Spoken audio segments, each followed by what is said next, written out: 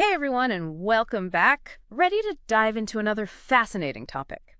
Today, we're tackling cycles of Oh, protests. this is a good one. It's something I think a lot of us have questions about. Like, what are they exactly? How do they work? Like what makes them tick? And why should we even care? Right. What's the significance of all this? Exactly. So, to help us unpack all of this, we're going to be looking at a chapter from sociologist S.Tarrow's book, Power in Movement. Classic. Yeah, it was published back in 1994, so it's not exactly hot off the presses. A bit of a vintage find. But trust me, it's still incredibly relevant for understanding what's happening in the world today. Oh, absolutely. Tarrow's work it's like a foundational text for understanding social movements and how they evolve over time. So true. Okay, so right off the bat, Tarot defines a cycle of protest as this period where things really heat up across society. You see, like, a rapid spread of collective action. Like a wildfire. Exactly. New and innovative forms of protests are popping up, and you see people participating in both, like, organized movements, and these spontaneous uprisings. So it's not just about planned marches and demonstrations. Right. There's this element of unpredictability to it. A groundswell. Yes.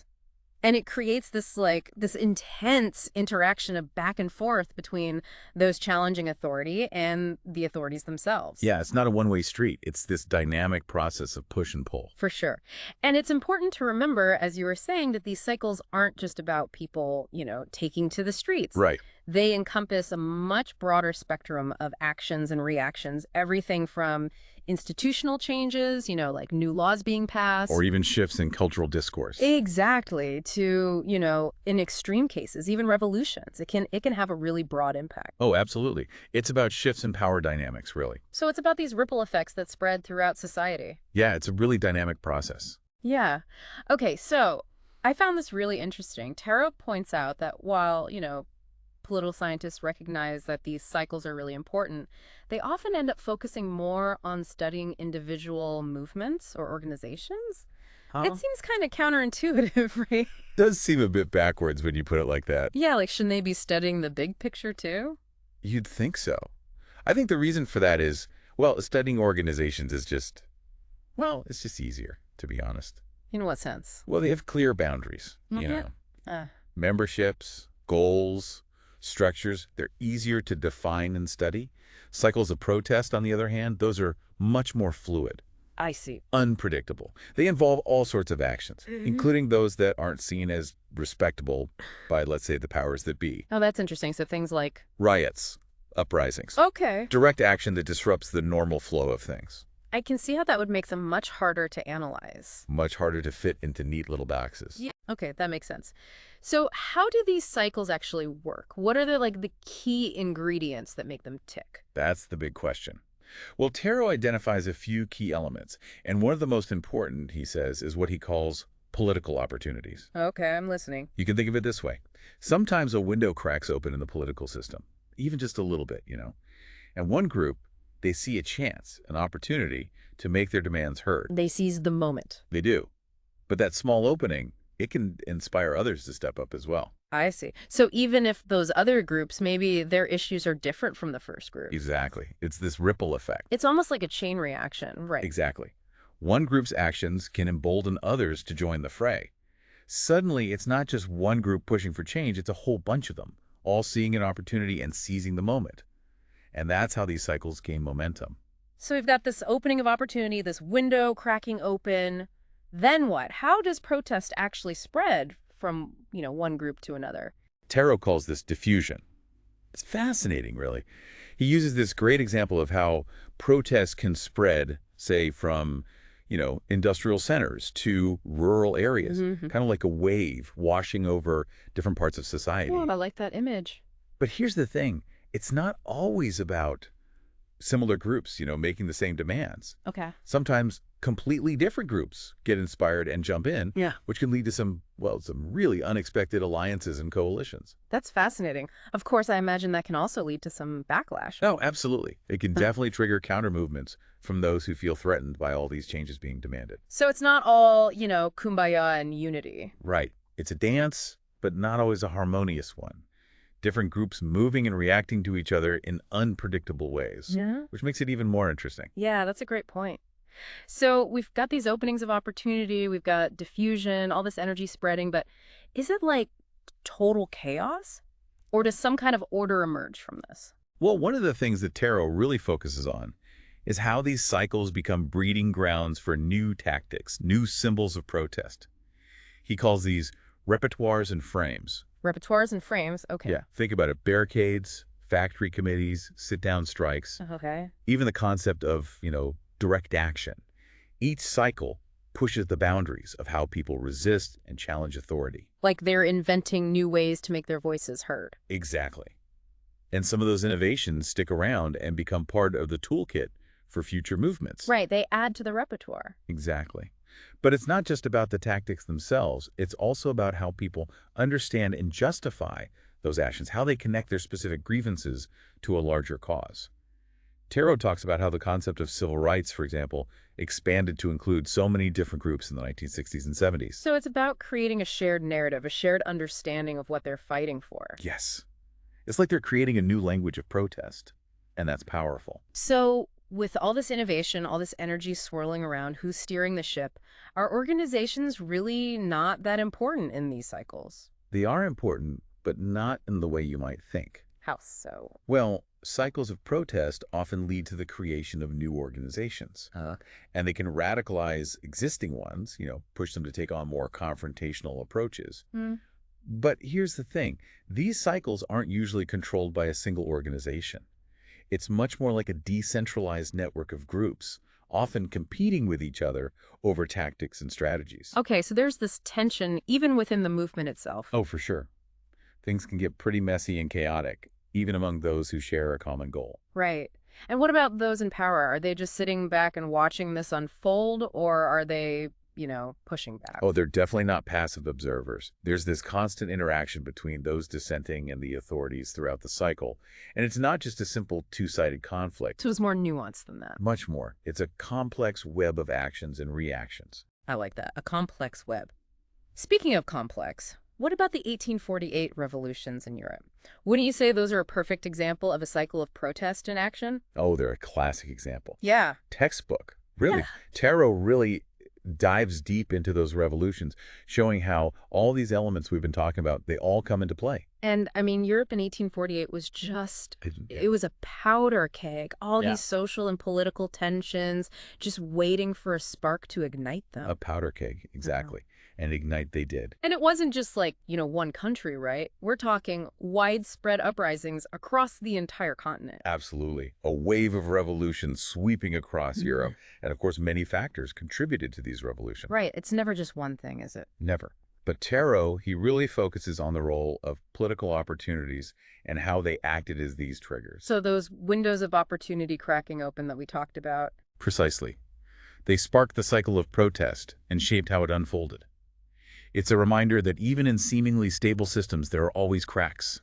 And those cracks can widen when people see a chance to demand change. So how does Tarot break down this particular cycle? Where do we even begin to understand something this complex? Well, he starts by emphasizing the transnational nature of the 1848 revolutions. Okay. What happened in one country had a direct impact on what happened in others. It was like dominoes falling. He uses these historical chronologies, timelines, to show just how rapidly these protests spread across Europe. So it wasn't just a series of isolated uprising, it was this chain reaction. Exactly. One event fueling the next. Wow. Were there any particular events that acted as those initial catalysts, those first dominoes to fall? He points to uprisings in Switzerland, Belgium, and Italy as early triggers that set the stage for the February Revolution in Paris. Ah, Paris, the city of love and revolution, apparently. What was it about the events in Paris that sparked such a powerful response across Europe?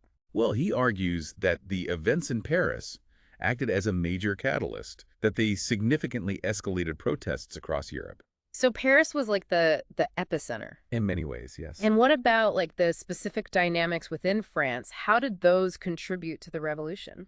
Well, Tarot points to these internal conflicts and divisions within the French ruling elites. Okay, so it's not just about the people versus the government. There are divisions within the government itself. Exactly. And these divisions created opportunities for those outside the system, those who had been excluded, to mobilize and demand change. So it wasn't just about the masses rising up, it was about cracks appearing within the power structure itself. Precisely.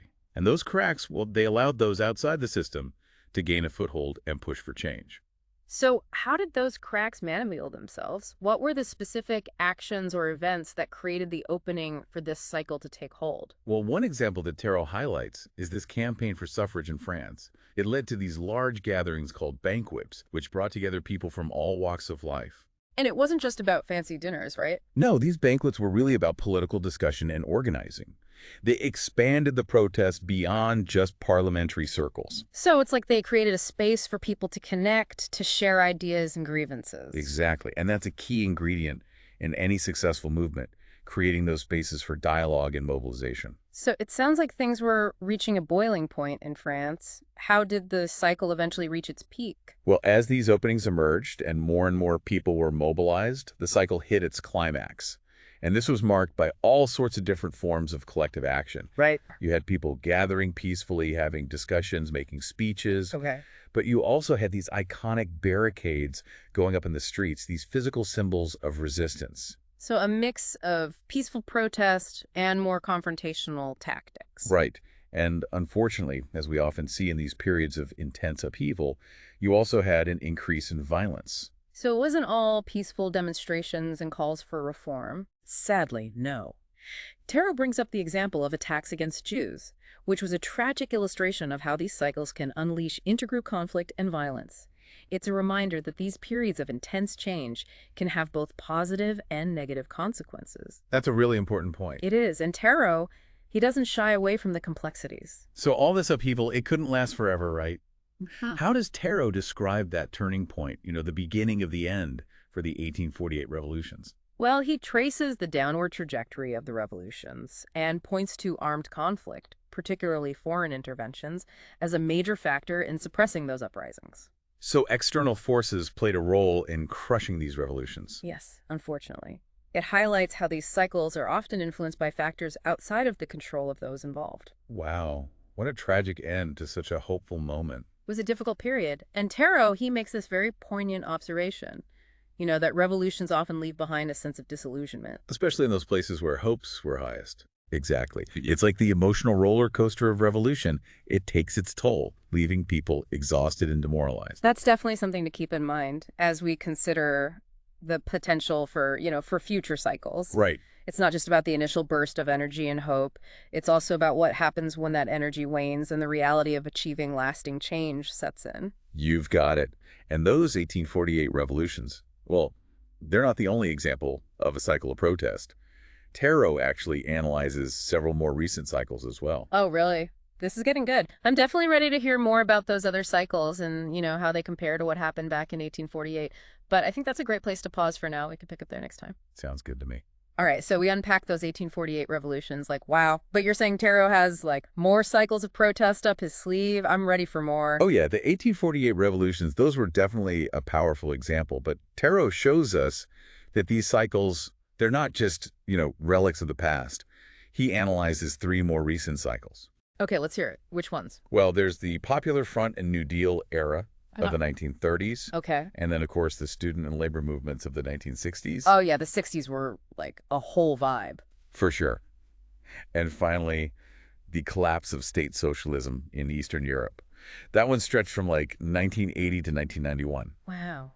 Okay, that's a pretty diverse set of historical moments, right? I mean, from the Great Depression to the fall of the Berlin Wall.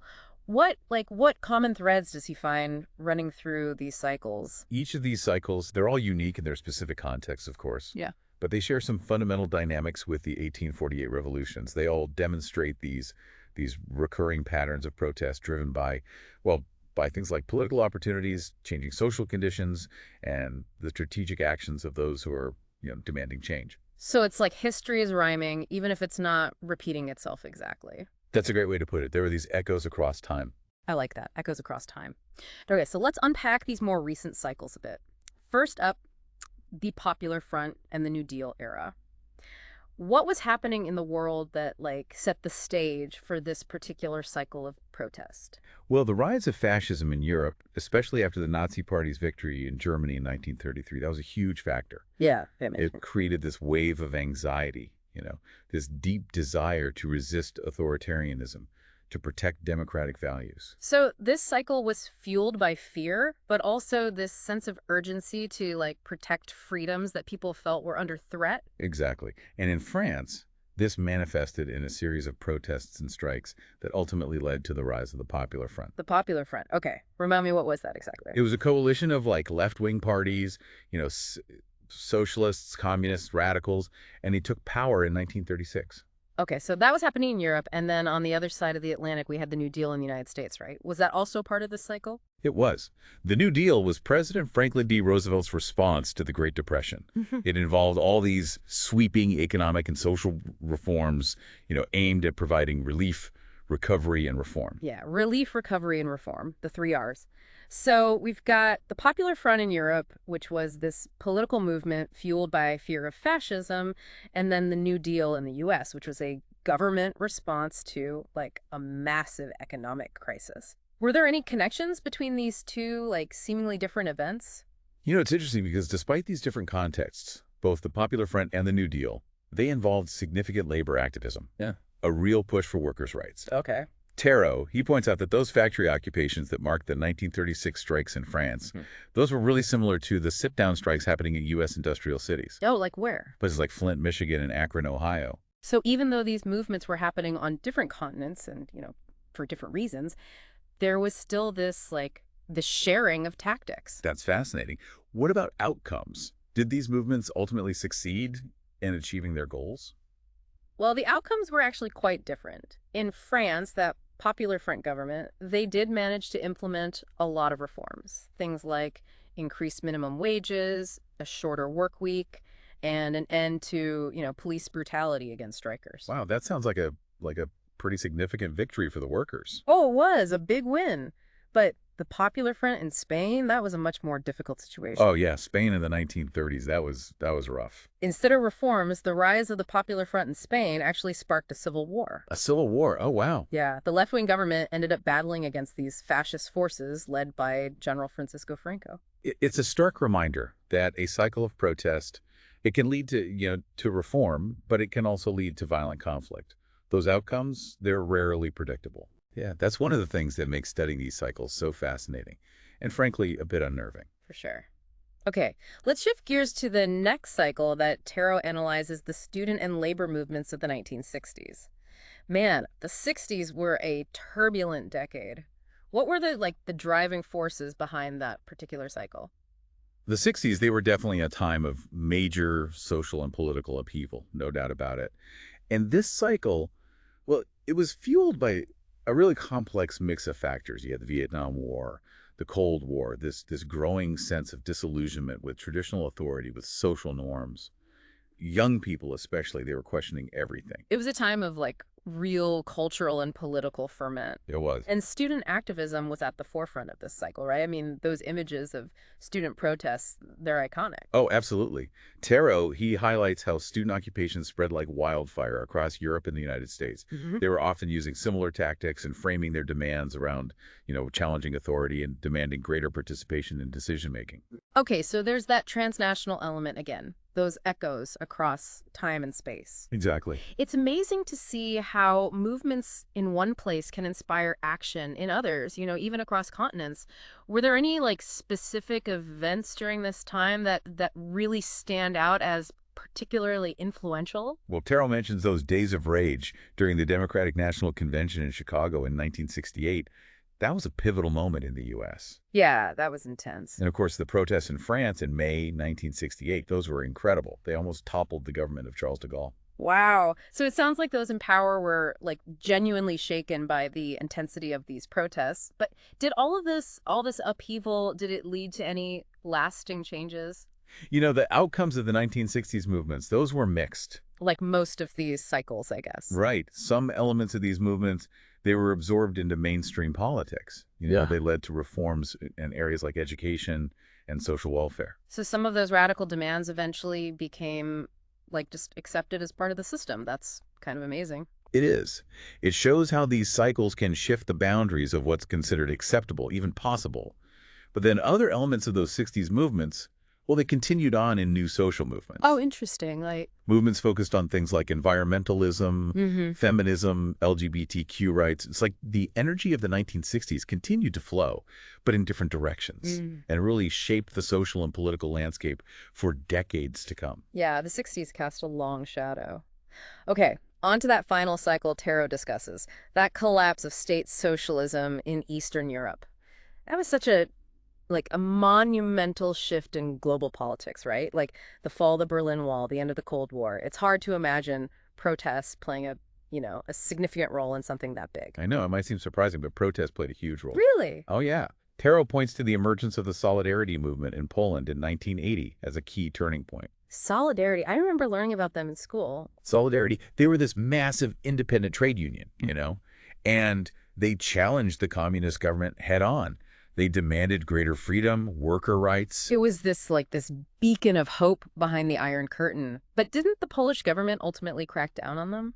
Yeah, they did. The government declared martial law in 1981 and tried to suppress Solidarity. Wow. But the movement's spirit, it lived on. And when Mikhail Gorbachev came to power in the Soviet Union in 1985, his policies, glasnost and perestroika, openness and restructuring, those created an opening for change across Eastern Europe. So Gorbachev, he was trying to, reform the Soviet system, but he unintentionally provided the political opportunity for these revolutions to take place across the Eastern Bloc. You got it. It's often those unintended consequences that have the most profound impact. That's so true. Tarot, he highlights those roundtable discussions between Solidarity leaders and the Polish government in 1989 as a model for the negotiations that took place across Eastern Europe.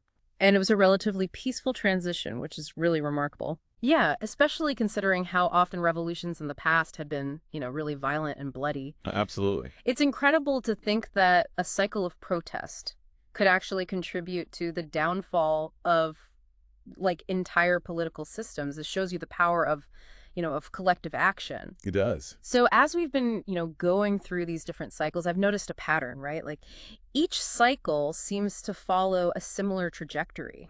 Like you start with these initial sparks of protest, then it builds to this climax of confrontation, and then eventually there is a decline or a resolution of some sort. Is that accurate? Yeah, you're picking up on one of Tarot's central arguments. He emphasizes that while, the specifics of each cycle are unique, there are some common dynamics at play. So it's almost like a formula for social change. A formula, yeah, that's a good way to think about it. Yeah. But as we were talking about earlier, those outcomes of these cycles, they can be quite different.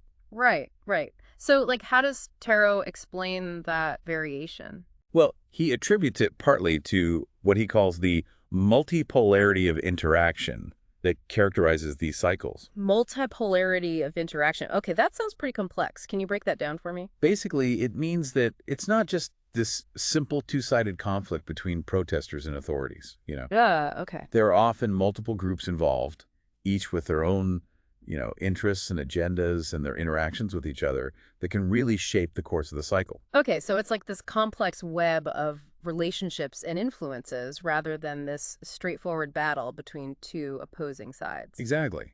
Imagine a dance floor, but everyone is reacting and responding to each other's moves, sometimes in harmony, sometimes in conflict. I like that. Okay, so it's like a very elaborate dance. Right. And to make things even more complicated, Tarot also points to the role of external forces, things like foreign interventions.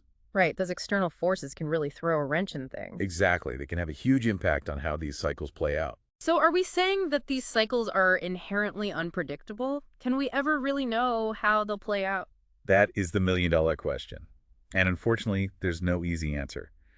Tarot suggests that a movement's success, it often depends on its ability to exploit political opportunities, to build effective organizations, to mobilize resources, and to frame their demands in a way that resonates with the broader public. So it's not just about having a good cause, right? It's also about strategy, organization, and, let's be honest, a little bit of luck. Absolutely.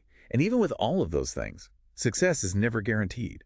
Remember, even the most successful movements face challenges and setbacks along the way. Yeah, I can definitely see that. Change rarely happens in a straight line. Yeah. More like a winding road with lots of detours. Exactly. It's a process, not an event. And the outcomes are often shaped by this complex interplay of factors, many of which are beyond the control of any individual or group. Okay, that makes sense. It's easy to get caught up in the excitement and the energy of a protest movement, but it's important to remember that lasting change often takes time. And persistence. And persistence, yes. Yeah, And yeah. this willingness to adapt to like unexpected challenges. Couldn't have said it better myself. Okay, so we're talking about these cycles of protest, but are they purely about achieving specific goals? Or is there like something more to it? That's a great question, and I think it gets to the heart of what makes these cycles so fascinating. They're not just about achieving specific goals, although, I mean, that's definitely part of it. They're also about this broader process of social and political transformation.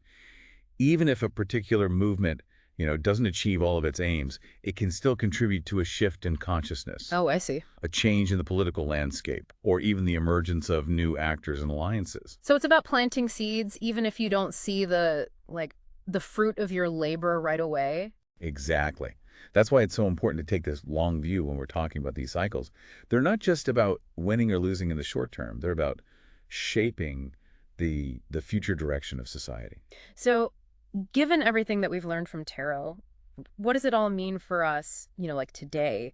How can understanding these cycles help us make sense of the world we're living in right now with all its complexities and challenges? That's the crucial question.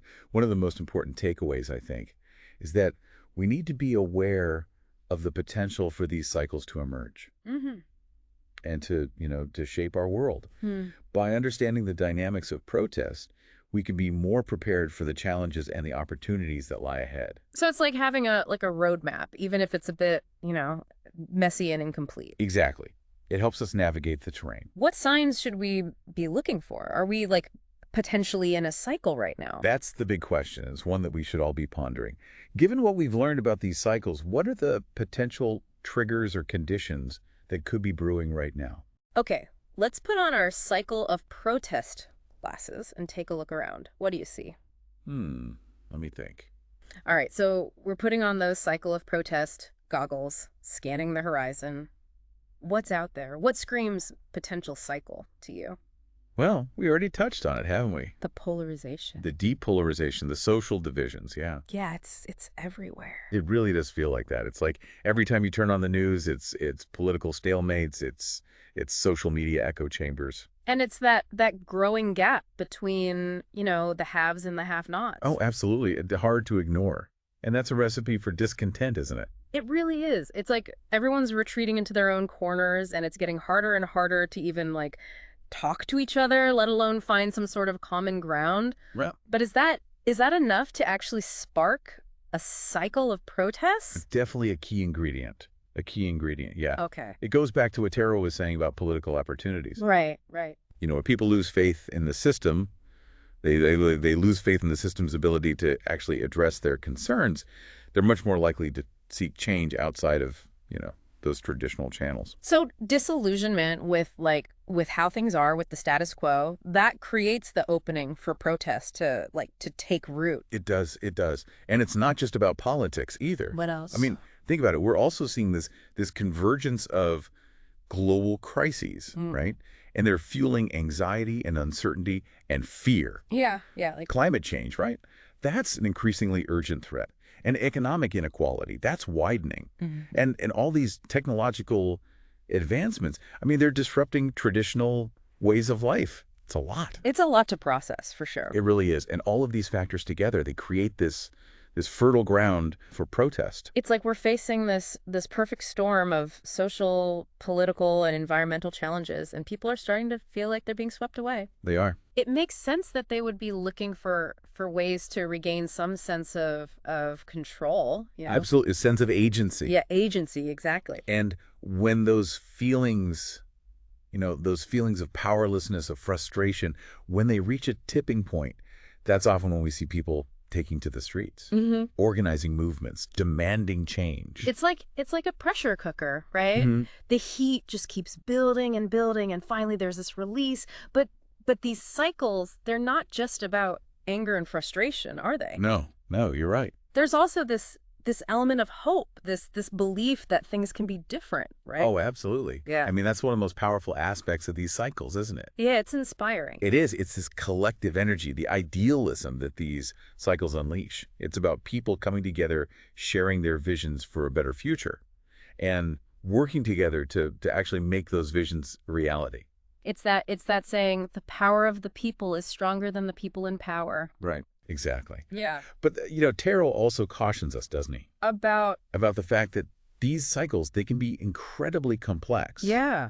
and unpredictable. Oh, for sure. And one of the points that he emphasizes is that cycles of protest, they often involve this really diverse cast of characters. Okay. And each character, each person, each group, they have their own motivations and their own goals. It's not just like one type of person who gets involved. Exactly. It's not just, the young, idealistic activists leading the charge. Who else? It's older generations. Okay. It's seasoned organizers. And it's everyday citizens who are moved to action by this, this shared sense of urgency. So it's this tapestry, right? Woven together from all these different threads, each thread representing a different perspective, a different experience. I love that. A tapestry. That's a great way to put it. And, it's important to remember that these cycles, they're not just about, the dramatic protests, the confrontations. They also involve those quieter forms of activism, like organizing community groups or advocating for policy changes, building alternative institutions. So it's about working on multiple levels, right? Yes. Challenging the status quo through direct action, but also like laying the groundwork for long-term systemic change. You got it. And that's why, understanding these cycles is so important. They give us this framework for understanding how social change actually happens. Yeah. It's rarely, a neat and tidy process. It's messy. It's messy. It's unpredictable. And it often involves like a combination of different approaches. A whole toolbox. Yeah, a whole toolbox of tactics. It's almost like gardening, right? Mm. You have to plant the seeds, you have to tend to the soil, and you have to be patient. You can't force things to grow on your timeline. But with care and persistence, you can create the conditions for something beautiful and something transformative to blossom. I love that analogy. It's beautiful. It really highlights the importance of embracing complexity and nuance when we think about these cycles. It's not about, identifying good guys and bad guys. It's about recognizing that even the most well-intentioned movements can have unintended consequences. It's like navigating a labyrinth, right? Mm-hmm. There are twists and turns and dead ends and these unexpected discoveries along the way. But with each step, we learn and we evolve, and hopefully we move closer to a more just and equitable world. That's beautifully said. And it reminds us that these cycles, they're ultimately about more than just achieving specific goals. They're about pushing the boundaries of what's possible, expanding our understanding of ourselves and the world around us, and creating space for new voices and new perspectives to be heard. So as we wrap up this deep dive into cycles of protest, what's the key takeaway here? What do we want our listener to walk away with? I think the most important message is this.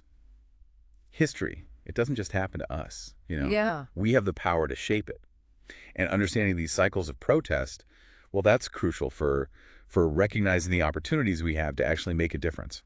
So it's not about sitting on the sidelines and just, waiting for change to come. It's about getting involved. It's about raising our voices. Yeah. And working together to create the future that we want to see. Exactly. These cycles, they can be daunting, they can be messy, but they also offer this glimpse of humanity's incredible potential for collective action.